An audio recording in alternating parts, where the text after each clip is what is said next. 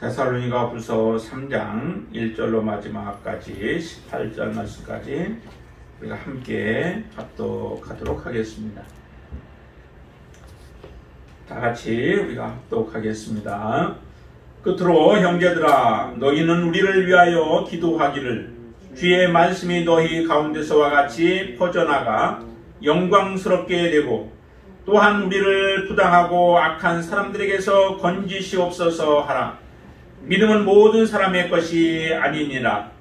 주는 미쁘사 너희를 굳건하게 하시고 악한 자에게서 지키시리라. 너희에 대하여는 우리가 명한 것을 너희가 행하고 또 행할 줄을 우리가 주 안에서 확신하노니, 주께서 너희 마음을 인도하여 하나님의 사랑과 그리스도의 인내에 들어가게 하시기를 원하노라. 형제들아, 우리 주 예수 그리스도의 이름으로 너희를 명하노니, 게으르게 행하고 우리에게서 받은 전통대로 행하지 아니하는 모든 형제에게서 떠나라.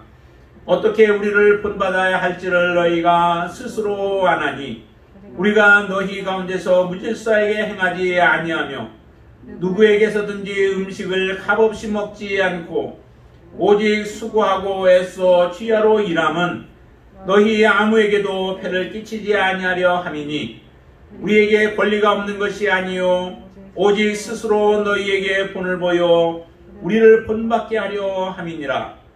우리가 너희와 함께 있을 때에도 너희에게 명하기를, 누구든지 일하기 싫어하거든 먹지도 말게 하라 하였더니, 우리가 들은즉 너희 가운데 게으르게 행하여 도무지 일하지 아니하고 일을 만들기만 하는 자들이 있다 하니, 이런 자들에게 우리가 명하고 주 예수 그리스도 안에서 권하기를, 조용히 일하여 자기 양식을 먹으라 하노라.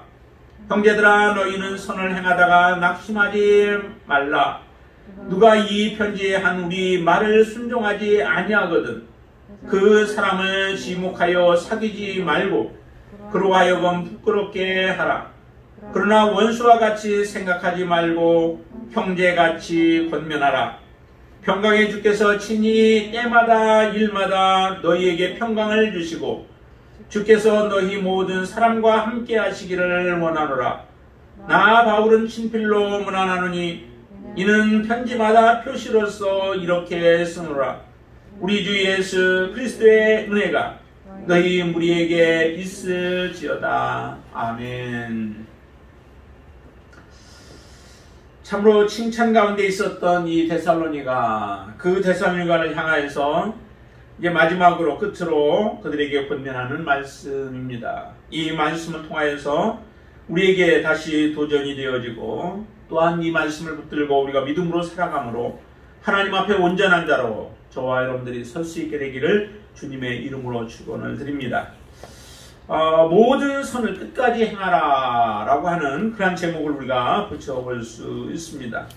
다시 말하면은 복음 가운데에서 너희들이 순종하라 라고 하는 말로도 바꿀 수 있어요. 선과 모든 것들은 같이 이렇게 서로 통하게 되어지죠. 그래서 복음 안에서 순종하고 예수 그리스도께 순종하고, 또한 진리 가운데서 너희들이 순종하는 모든 것들이 우리가 바로 이 선가, 모든 선 가운데서 끝까지 행하는 삶이 바로 그와 같은 삶입니다. 그러면은 이 데살로니가를 향하여서 말씀하고 있는 사도 바울이 지금 이 본문을 통해서 말하고 있는 크게는 두 가지의 내용을 우리가 살펴볼 것입니다. 첫 번째는 우리가 끝까지 모든 선을 행하려면, 예수 그리스도 안에서 우리가 순종하려면 해야 할 것이 한 가지가 필요합니다. 그것은 기도하라는 것인데, 누구를 위하여서 기도하느냐? 복음 전도자들을 위하여서 기도하라라고 하는 겁니다. 복음 전도자들, 여기서는 특별히 바울 일행들을 위하여서 기도하라라고 말씀하신 것처럼, 교회에서는 우리 목회자들을 위하여서, 또 복음 전하는 자들을 위하여서 항상 기도가 끊임없이 우리가 하나님 앞에 올려져야만 합니다. 하나님 앞에 기도하지 아니하고 이루어지는 것들은 사실은 그게 하나님의 뜻을 이루는 것들이 아니죠.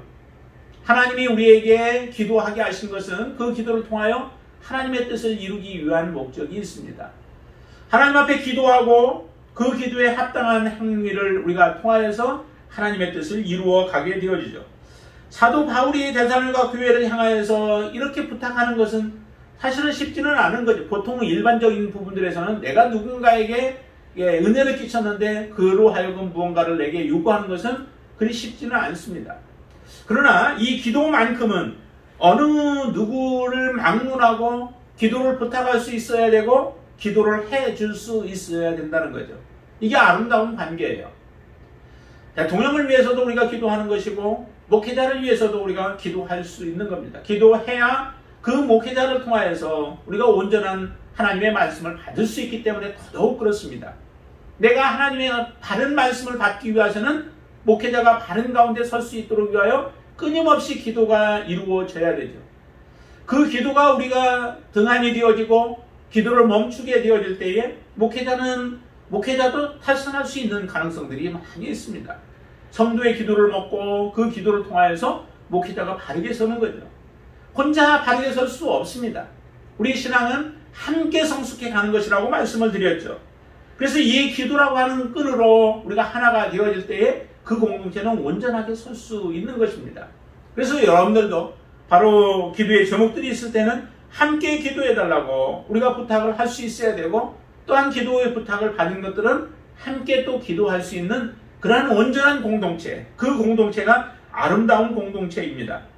얼마 복음을 전하고 또 그들을 가르친 것도 얼마 되지도 아니하지만 아주 간절하게 그들에게 부탁을 하죠. 끝으로 형제들아, 너희는 우리를 위하여서 기도하기를 하면서 부탁을 하죠.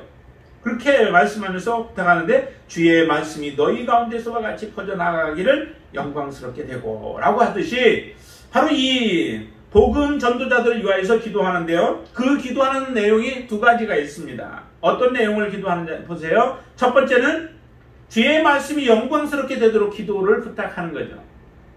복음을 지금 계속해서 사도 바울은 증거하고 있죠. 전하고 있죠.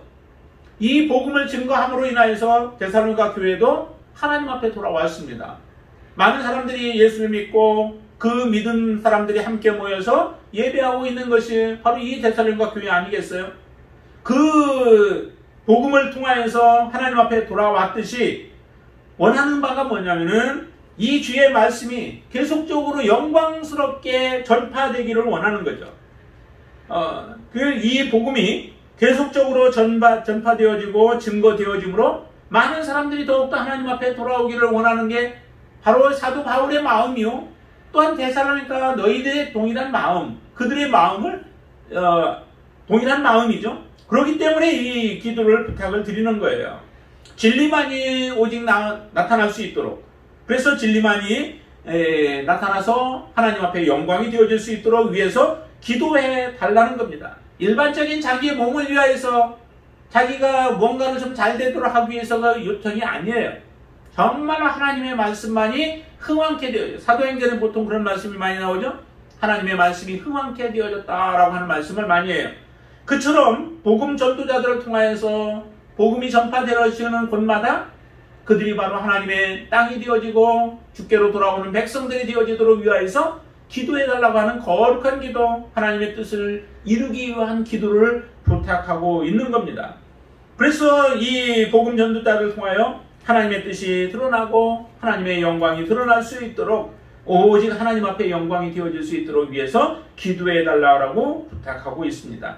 여러분들의 기도도 바로 이와 같은 기도가 되어질 수 있게 되기를 바랍니다. 그래서 선교사들을 위하여서도 우리가 끊임없이 기도해야 되고, 목회자들을 위하여서도 기도해야 되고, 아직도 하나님 앞에 돌아오지 못한 많은 심령들을 위하여 우리가 기도하는 거예요. 하나님의 뜻이 나타날 수 있게 되기를 바랍니다. 그리고 두 번째 기도 부탁했던 것이 있는데요, 그 기도는 거기에 보시면은 3절 말씀 한번 보실까요? 2절과 3절을 같이 한번 보시죠. 또한 우리를 부당하고 악한 사람들에게서 건지시옵소서 하라. 믿음은 모든 사람의 것이 아니니라. 주는 미쁘사 너희를 굳건하게 하시고 악한 자에게서 지키시리라 라고 말씀하시죠. 복음을 증거할 때는 항상 그 가운데서 악한 것들이 나타나게 되어 있죠. 빛이 비추어지면 어둠은 물러가지만, 그러나 빛과 함께하지 못하는 자들이 있습니다. 빛 가운데 나오지 않는 자들이 있습니다. 자기들은 어둠 가운데 살아가고 있는 자들이 있습니다. 그 어둠에 있는 자들은 빛을 싫어하고 또 빛을 비추는 것을 원치 아니해요. 그렇기 때문에 하나님의 복음의 말씀이 증거되어지지 못하도록 하기 위하여 사단이 역사하는 역사를 그곳에서 하기 때문에 그 악한 자들에 의하여서 건지도록, 악한 자들로부터 건지도록 의하여서 기도해 달라는 거죠. 하나님의 능력으로, 하나님의 돌보심으로 복음이 멈추어지지 않냐고 지속적으로 증거되어질 수 있는 것이 바로 이 악한 자들로부터 하나님께서 보호해 주실 때에 이것은 가능한 것이죠. 그것은 혼자의 힘으로 되어지지 않는다는 겁니다. 특별히 그렇기 때문에 이 기도가 필요해서 부탁을 하는 거예요. 부당하고 악한 자들에게서 늘 하나님이 건져주시도록, 그래서 복음이 곳곳에 더욱더 전파되어져서 하나님 앞에 돌아오는 영혼들이 더 많아질 수 있도록 위하여 특별히 기도를 부탁하고 있는 겁니다. 여러분들의 그 기도가 바로 이런 특별한 하나님의 뜻을 구하는 기도가 되어질 수 있게 되기를 바랍니다. 그리고 두 번째 이제 중요한, 첫 번째는 복음 전도자들을 위하여서 기도하라라고 부탁했던 것이고, 두 번째의 경우는 바로 주 안에서 명한 것을 행하라라고 하는 겁니다. 주 안에서 명한 것을 행하라. 자, 4절 말씀을 한번 보실까요? 같이 읽습니다. 너희에 대하여는 우리가 명한 것을 너희가 행하고 또 행할 줄을 우리가 주 안에서 확신한다라고 말씀하고 있죠. 그러니까 데살로니가 교인들에 대해서는 염려하지 않아요. 그들은 지금 믿음으로 살아가고 있고 복음 안에서 살아가고 있는 자들이기 때문에 그들은 이 사도 바울이 확신하고 있는 거죠. 너희들은 당연히 우리가 준 말씀을 가지고 지금까지 살아왔고 너희들이 잘 해왔다는 겁니다. 그렇기 때문에 앞으로도 너희들은 멈추지 아니하고 계속해서 그 믿음으로 살아갈 것에 대해서 의심치 않는 거예요. 너희들은 반드시 행할 것이라는 겁니다. 여러분들의 삶 속에서도 이와 같은 모습이 나타날 수 있게 되길 바랍니다. 항상 하나님의 주신 말씀, 주 안에서 말씀하신 것들, 주께서 말씀하신 것, 주님이 우리에게 성경을 통하여 주신 말씀들 안에서 늘 행하고 또 그렇게 앞으로도 행할 수 있게 되기를 바랍니다. 이것이 바로 믿음으로 살아가는 삶의 모습이죠. 진정으로 믿음으로 살아간다라고 하면 말씀에서 우리는 떠날 수 없습니다. 항상 말씀이 우리의 생각에서 떠나지 아니하고 우리의 신비에서 떠나지 아니하는 것이 그게 바로 그리스도인들의 진정한 삶의 모습입니다. 여러분들 안에서 하나님이 늘 생각이 나고 여러분들이 무언가를 행할 때마다 하나님의 말씀에 의해서 통제를 받고 아니면 하나님의 말씀에 의해서 더욱더 그 일들을 하고자 하는 그런 욕구가 더욱더 생겨날 수 있게 되기를 바랍니다. 그 사람들이 하나님의 사람이에요. 하나님의 사람이라 하면서 하나님의 말씀과 관계없는 우리의 삶을 살아가고 있다면 과연 우리가 어떻게 하나님의 사람이 될 수 있겠습니까? 데살로니가 교인들은 이처럼 행하고 행할 줄에 대해서 사도 바울은 확신하고 있습니다. 그렇기 때문에 주 안에서 명한 것을 행하라라고 하는 그러한 말씀이 바로 4절부터 시작해서 마지막 15절 말씀까지 쭉 그 내용을 가지고 말씀하는 것들인데요. 자, 그러면은 주 안에서 행하려면은 어떻게 해야 할 것인가 라고 하는 부분이죠. 첫 번째는 이제 5절 말씀을 한번 보세요. 5절 말씀 같이 보시면 주께서 너희 마음을 인도하여 하나님의 사랑과 그리스도의 인내에 들어가게 하시기를 원하노라 라고 말씀합니다. 주께서 너희 마음을 인도하여 주셔서 하나님의 사랑 그리고 그리스도의 인내에 들어가게 하시기를 원한다 라고 말씀하는데요. 이것을 간추려서 말한다면 하나님의 사랑과 그리스도의 인내에 들어가라 라고 우리는 말할 수 있어요. 그러면 하나님의 사랑과 그리스도의 인내에 들어가는 것이 무엇일까요? 하나님의 사랑은 우리가 너무도 잘 알죠. 하나님의 사랑으로 우리가 지금 하나님 앞에 설 수 있는 겁니다. 하나님의 사랑을 우리가 잃어버리고 하나님의 사랑을 우리가 받지 못하고 하나님 앞에 설 수 있는 자들은 아무도 없습니다. 하나님의 사랑이 충만하게 우리가 부어진 자들만이 하나님 앞에 지속적으로 머물러 있을 수 있고 하나님의 말씀을 지켜낼 수 있는 사람들입니다. 그렇기 때문에 그 하나님의 사랑에서 우리는 떠나지 말아야 되죠. 계시록에 보면 에베소 교회에 대해서 책망이 한 가지가 있죠. 중요한 책망이 하나 있죠. 그 책망이 무엇인가요? 너희가 첫 사랑을 잃어버렸다는 거죠. 너희가 어디에서 떨어졌는지 그것을 기억하고 너희들이 다시 회복하기를 원하는 것이 바로 에베소 교회에 주어지는 충고의 말씀이에요. 하나님의 사랑을 잃어버리면 안 된다는 거예요. 하나님의 사랑은 우리가 끝까지 마지막 하나님 앞에 서서 그 하나님의 사랑을 바라보며 하나님을 찬양할 그런 제목이 되어야 돼요. 그렇기 때문에 이 하나님의 사랑 안에 우리가 들어가는 거죠. 하나님의 사랑 안에 충만히 거하는 거예요. 하나님의 사랑 안에 있을 때에 우리가 힘이 나죠. 능력이 나고 하나님의 사랑 안에 거할 때에 우리가 하나님의 말씀들을 이루어갈 수 있는 능력이 생겨지는 겁니다. 그 사랑 가운데 항상 머물러 있게 되기를 원하고, 그리고 그리스도의 인내에 들어가라라고 말씀합니다. 그리스도의 인내는 십자가의 그 희생을 말씀하는 거죠. 예수 그리스도께서 우리를 사랑하심으로 말미암아 걸어가셨던 십자가의 길, 그 길이 바로 하나님 예수 그리스도의 그 인내 가운데 들어가는 삶의 모습이에요. 지금 데살로니가 교회가 고난 가운데 처해져 있죠. 고난 가운데 처해져 있으면은 다른 사람을 바라보기가 참 어렵습니다. 항상 자기 앞에 닥친 그 문제들, 내 삶의 고통과 아픔들, 그것이 우리에게는 가장 크게 느껴지게 되어지죠. 그래서 그 고통 가운데 처해 있다 보면은 우리는 모든 것을 포기하고 좌절하고 낙심하기가 쉽습니다. 그런 데살로니가 교인들을 향하여서 너희들은 그리스도의 인내에 들어가라 라고 말씀합니다. 그리스도께서 우리를 위하여서 어떻게 그 고난의 길들을 걸어가셨는지, 그리고 어떻게 십자가를 이겨내셨는지, 그것을 우리가 바라볼 때마다 우리의 믿음에 다시 힘을 얻게 되어지고, 우리가 고난 가운데 있어도 그것을 떨쳐내버릴 수 있는 힘과 능력이 생겨지게 되어집니다. 주께서 십자가의 길을 걸어가실 때에 그의 십자가의 고난과 역경들을 이겨내면 하나님이 주실 영광을 바라보았고, 주님은 소망 가운데서 그 모든 고난과 역경들을 육신을 친히 입으셨지만은 견뎌내시고 이겨내시는 삶을 주께서 사셨던 겁니다.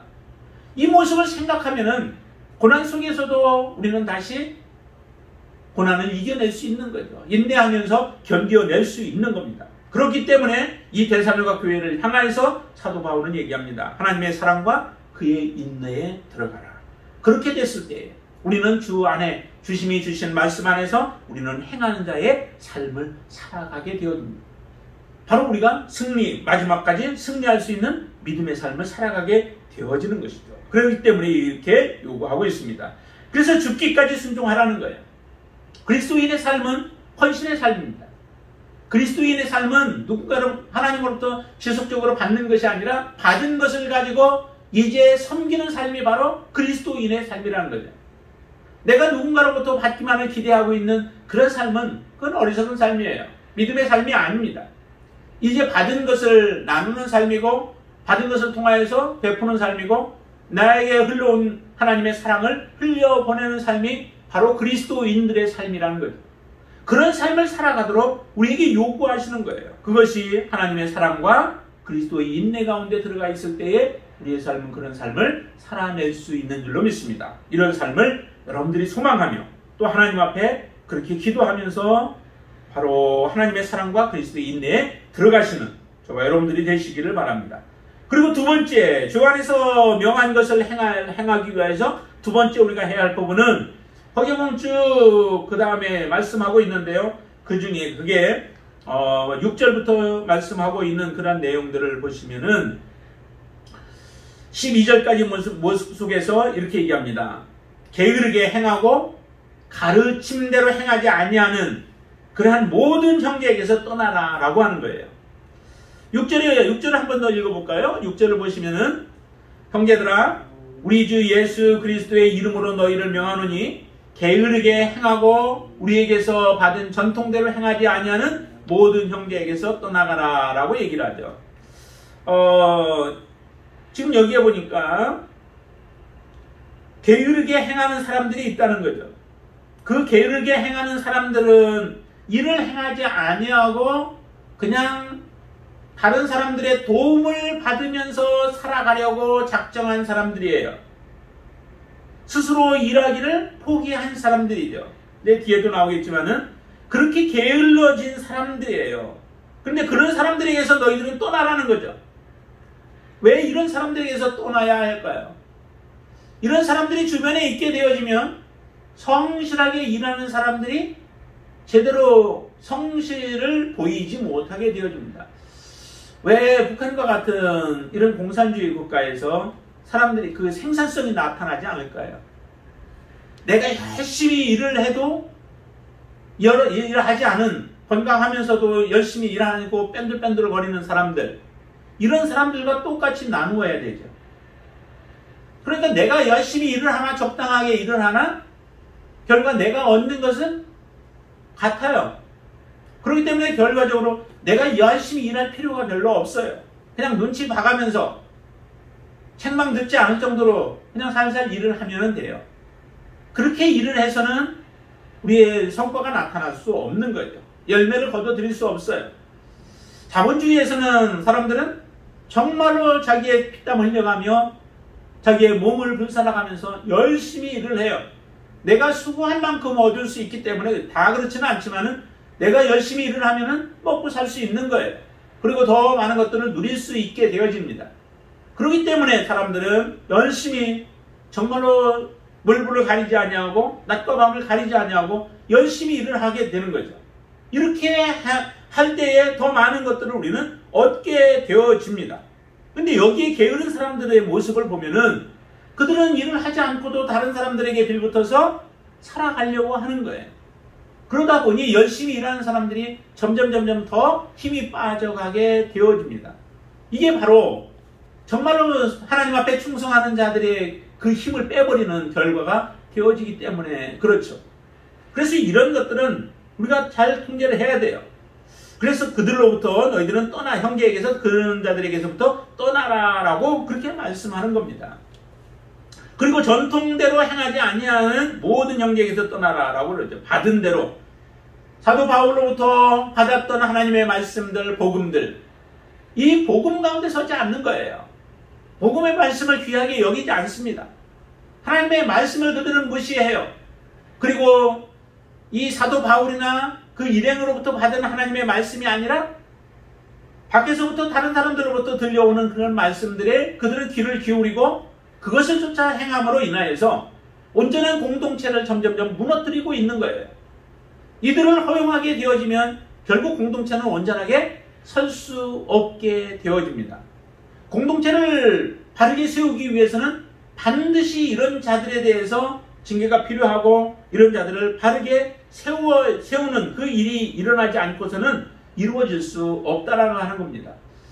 예수님께서 비유로 한 가지 말씀을 하셨던 누룩에 대한 비유를 말씀하시죠. 적은 누룩이 가루 소말 속에 들어가서 모든 그 것들을 부풀리게 하고 그 발효시켜버리는 이런 역할을 이루어지게 만들어버리죠. 그게 바로 적은 것이지만 그 역할은 굉장히 커요. 바리새인들의 교훈을 그래서 주의하라는 거죠. 그들이 가르쳤던 말씀들은 사실은 옳은 말씀들이 많아요. 그렇지만 실제 삶하고는 다른 모습이죠. 가르침과 그들이 행하는 모습이 완전히 딴판이에요.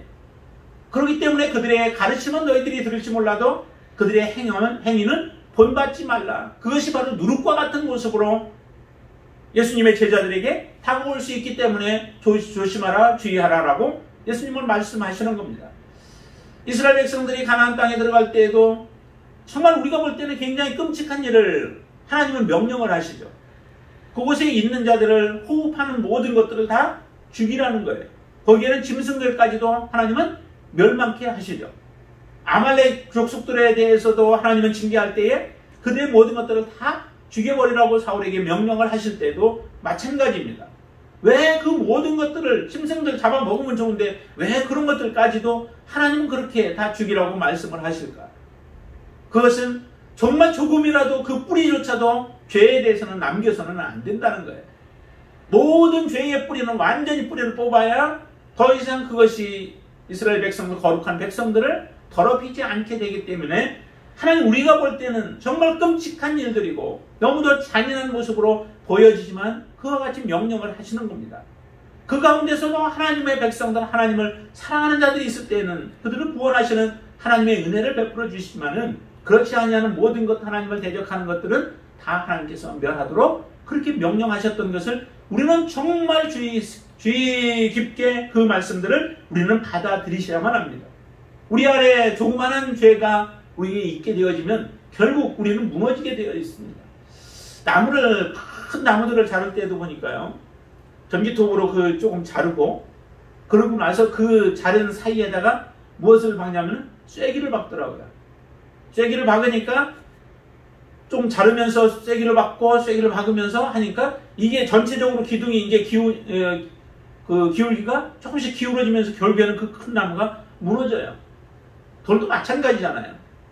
정말 돌을 어떻게 이렇게 반듯하게 자르는지 참 기가 막혀요. 톱으로 자르는 게 아닌데 정을 가지고 파고 그 가운데 쐐기를 박아가면서 그걸 깨는데 아주 그냥 쫙 하면서 나가는 거 보니까 기가 막히게 돌을 이렇게 쪼개는 모습들을 봐요. 그게 바로 큰 것에서부터 하는 게 아니잖아요. 작은 틈 하나가 생기면 그곳에다가 쐐기를 박고 점점 밀어 넣으면 결국 큰 돌도, 그 강한 돌도 부서지게 되어지고 견고하게 서 있던 나무들도 점점 그게 무너지는 역사가 일어나게 되어집니다. 이게 바로 돌과 나무를 깨뜨리는, 또 무너뜨리는 그러한 결과이기도 하지만 우리의 신앙을 무너뜨리는 그러한 무서운 존재들이 되어질 수 있다는 거예요. 우리는 죄에 대해서 정말로 주의하고 그 작은 죄라도 우리는 허용치 말아야 합니다. 그래서 말씀합니다. 게으른 자들, 그리고 말씀을 받지 아니하는 자들에 대해서는 반드시 그들에게서 떠나라 라고 말씀합니다. 그럴 때에 주 안에서 우리는 명한 것을 온전히 행할 수 있는 그런 능력 있는 그리스도인의 삶을 살아갈 수 있게 되어집니다. 그리고 세 번째, 주 안에서 우리가 명한 것을 행하기 위해서는 무질서하게 행하는 자는 조용히 일하여서 자기 양식을 먹게 하라는 거예요. 무질서하게 행하는 자가 누구일까요? 거기에 11절 말씀 한번 볼까요? 11절 말씀 같이 한번 읽습니다. 우리가 들은즉 너희 가운데 게으르게 행하여 도무지 일하지 않냐고 일을 만들기만 하는 자들이 있다 하니, 그렇게 말씀하죠. 무질서하게 행하는 것은 규모 없이 삶을 살아가는 삶을 말씀하기도 합니다. 뿐만 아니라 여기에 게으른 가운데 행하고 있는 사람도 여기에 무질서하게 행하는 사람 중에 한 사람들이죠. 그러면서 일도 하지 않고 일만 만들어가는 사람들, 공동체의 유익이 아니라 공동체의 해악을 가져오는 그러한 사람들, 이 모든 사람들에게 말하기를 그들은 자기 일을 행하면서 그러면서 먹으라는 거죠. 자기 양식을 먹으라는 거죠. 과부들을 도울 때도요, 규칙이 있습니다. 모든 과부를 다 도우라고 하지 않았죠? 모든 과부를 다 돕기는 어려운 부분들이 있습니다. 그리고 잘못되면 이것이 또 공동체를 흐려지게 만드는 그런 일들이 될 수 있기 때문에 모든 과부를 다 돕는 게 아니라 참 과부를 도우라라고 말씀해요. 참 과부는 누구예요? 자식도 아니면은 주변에 도울 사람들도 없는 사람들이에요. 자식이 있으면 자식이 그 어머니를 돕는 것이 마땅히 해야 할 일이죠. 주변에 형제들이 있다면 형제들이 홀로 된 사람을, 능력이 없고 또한 일거리가 없는 사람들을, 그 과부들을 돕는 것이 당연히 해야 할 일이라는 거예요. 내 형제들이 책임져야 할 부분들을 공동체에다 떠넘기지 말고, 또한 자기가 부모를 공경해야 할 부분들을 공동체에다 떠넘기지 말라는 거예요. 마땅히 그것은 해야 할 사람들이 그 일들을 행하고, 그런 손길이 미치지 못하여 정말 어려운 가운데 있는 사람들, 고아와 참 과부들과 또 나그네들과 같은 이런 사람들을 공동체가 돕는 역할을 해야지만 그 공동체가 온전하게 되어지기 때문에 그렇습니다. 여기도 이처럼 아무것도 하지 않고 일만 만드는 사람들을 교회가, 공동체가 그 일들을 감당한다면 이것은 공동체가 진정한 공동체가 아니에요. 모든 것을 돕는다고 그게 공동체가 아니죠. 그 안에는 벌써 골망하고 있는 거예요. 공동체 안에 골마서 이 사람들의 지금 나쁜 일, 잘못된 일들을 행하고 있는 일들이 되어졌을 때 그것을 잘라내지 못하면은 그 공동체는 온전한 공동체라고 우리가 할 수 없는 겁니다. 겉으로 멀쩡하다고 우리가 건강한 사람이 아니죠. 우리의 속을 보면은 연약한 부분들이 참 많아요. 겉으로 보기에는 멀쩡해 보여요. 그게 건강한 사람이 아니라는 거죠. 연약한 부분이 있으면, 안에 썩어가는 것이 있으면 그것을 수술을 해서 채살이 돋게 하고 그것이 채워지게 했을 때에 그게 온전한 사람이 되어지듯이, 바로 이런 자들, 무질서하게 행하는 그런 자들은 반드시 자기 일을 하게 하고 그 일을 하게 해서 자기 스스로 먹게 하라는 겁니다. 그렇게 되어질 때에 그 공동체가 바르게 설 수 있기 때문에 그렇습니다. 그리고 이제 네 번째는 보면은 이렇게 얘기합니다. 선을 행하다가 낙심하지 말아라. 선을 행하다가 낙심하지 말아라. 그 선을 행하다가 낙심하게 되어질 일들이 아까 말씀드렸던 것 같은 그런 모습들이에요. 다른 사람이 일을 하지 않고 먹고 살므로 인하여서 믿음의 사람들이 실망하고 낙심하게 되고 좌절하게 되어지는 경우들. 이게 잘못된 그런 공동체에 이게 되어지죠. 정말로 믿음으로 열심으로 일하는 사람들, 그 사람들이 더욱더 일할 수 있는 그런 분위기를 만들어주는 거예요. 나의 도움을 통하여서 정말 어려움 속에 있는 사람들이 힘을 얻어서 믿음의 삶을 잘 살아가고 있다면 더 돕고 싶은 마음이 생겨지는 거죠. 우리가 누군가에게 후원을 하는데 그 후원한 것들이 제대로 쓰여졌을 때 후원하고자 하는 마음이 더욱더 생겨지죠. 그런데 사회 매스컴들을 통해서 이렇게 들려지는 소리들에 의하면은 선한 목적으로 처음에 세웠는데 이 목적들이 점점 퇴색돼가지고 이게 잘못된 모습으로 자기의 이권을 챙기고 자기가 그 유익한 것들을 많이 가로채가는 그런 경우들이 생겨지게 되어질 때에 우리의 마음속에 어떤 생각이 들어요? 이게 도우면 안 되겠다라고 하는 거죠. 우리의 마음 가운데 자꾸 낙심하게 만드는 거예요. 이런 일들이 생겨지게 만들어서는 안 된다라고 하는 거죠. 우리가 기쁨으로 섬길 수 있도록 이런 일들이 생기지 않도록 우리는 점점 더 일들을 바르게 해야 됩니다. 그리고 바른 일들을 행하는 사람들을 우리가 주변에 그런 사람들과 함께 내서 이 선한 일들을 행하면서 낙심하지 말라는 거예요. 우리가 혹시라도 일을 행하다가 낙심하여 우리가 멈추었다면은 우리가 다시 하나님 앞에 바르게 할 수 있게 되기를 바랍니다. 우리 교회가 정말 다른 사람들, 어려운 사람을 좀 돕기를 원하는 그런 마음을 했는데 아직 정하지는 못했어요. 그러나 정말 이게 연말이 되기 전까지 정말 도울 수 있는 올바른 사람들을 좀 찾아서 우리가 2사람 정도를 하기를 원했는데요. 그렇게 할 수 있게 되기를 바랍니다. 여러분들 혹시라도 정말 꼭 필요한 사람이 있다면 말씀해 주시고 또 저도 찾겠습니다. 그래서 이 선을 행하다가 우리가 낙심하지 않고 꾸준히 지속적으로 그 일들을 행해서 하나님의 뜻을 이루어갈 수 있게 되길 바랍니다.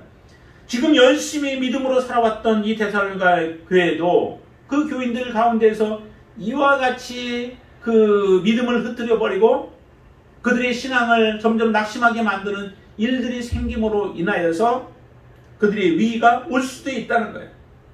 그렇기 때문에 다시 한번 격려하고 그들을 통해서 선을 행하다가 낙심하지 말라라고 권면하고 있는 것입니다. 자, 그리고 마지막에 하나 더 보면은 그것은 말씀에 순종하지 않는 자들을 지목하여서 거기에 이렇게 얘기하죠. 사귀지 말고 부끄럽게 하라. 그러나 형제같이 하라라고 말씀합니다. 4절과 15절을 한 번 더 같이 볼까요? 같이 읽습니다. 누가 이 편지에 한 우리 말을 순종하지 아니하거든 그 사람을 지목하여 사귀지 말고 그로 하여금 부끄럽게 하라. 그러나 원수와 같이 생각하지 말고 형제같이 권면하라 라고 말씀하시죠. 참 죄 가운데 있을 때에 죄에 대해서는 반드시 책망을 하라라고 말씀을 드렸습니다. 여기에 말씀을 순종하지 아니하는 자들이 있고 그래서 그런 사람들이 등장하면 반드시 그 사람을 지목하여서 사귀지 말래요. 여러 사람들이 함께 그와 관계를 갖지 아니하고 그와 함께 깊은 교제를 나누지 않게 되어지면 이 사람은 스스로 좀 깨닫기를 원하는 거죠. 그러니까 누군가를 징계하는 목적은 그 사람을 우리의 공동체에서 쫓아내기 위함이 목적이 아니에요. 반드시 그 사람을 이 공동체의 온전한 회원으로 세우기 위한 목적, 사랑이 목적이 되어야 한다는 겁니다. 그 목적이 되지 않고 징계를 먼저 하게 되어진다면 그 징계는 그 사람의 마음을 더욱더 강팍하게 만들죠. 그로 인하여서 오히려 교회를 대적하는 자들로 만들어버리고 하나님으로부터 떨어져 버리게 만드는 결과를 가져오게 되어져요. 조심해야 할 것은 그런 형제와 같이 여기라는 거죠. 한 형제, 그러니까 우리 육체적으로도 형제는 그 사람을 얼굴 보지 않은 사람처럼 우리가 하지 않잖아요. 싸워도 다시 화목하게 되어지고. 왜요? 한 형제이기 때문에 그렇습니다. 이건 마찬가지입니다. 그들이 죄를 범하여 지금 여기서 게으르게 행하고 일만 저질렀다 할지라도 그 사람은 우리가 예수 그리스도 안에 한 형제요. 그가 돌이키고 돌아올 가능성을 보고서 그에게 징계를 하라는 거죠. 정말 유명한 하나의 일화가 있잖아요. 주기철 목사하고 조만식 그 장로하고의 그 관계를 보면은 그렇잖아요. 예배에 좀 늦게 들어왔어요.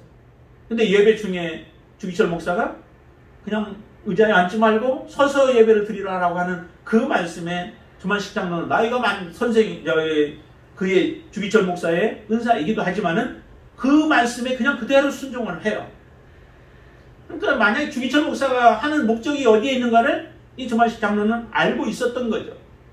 자기가 하나님 앞에 온전하게 서 있지 못한 것을, 그가 책망하는 것을, 그 사랑을 깨닫게 되어진 겁니다. 그렇기 때문에 그 말씀에 그대로 순종하며 따랐던 거죠. 그처럼 그 계기로 통하여서 다시 이 조만식 장로는 예배를 늦어서 하나님 앞에 불성실한 예배를 드리는 삶을 살지 않았을 거예요. 그 이후로 그런 모습은 나타나지 않아요.